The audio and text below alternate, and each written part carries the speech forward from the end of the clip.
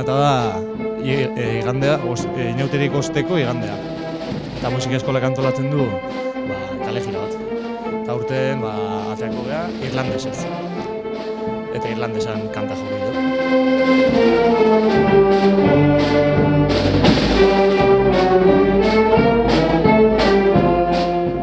Bada pixkat tabernatan, Irlandako tabernatan jotze zen musika.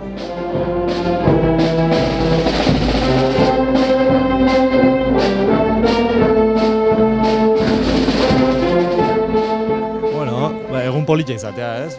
Azkenen da igande bat karnabalak eta gero ambiente askoik ez dauna, eta gu abiskatatatze geha ambientea jartzea.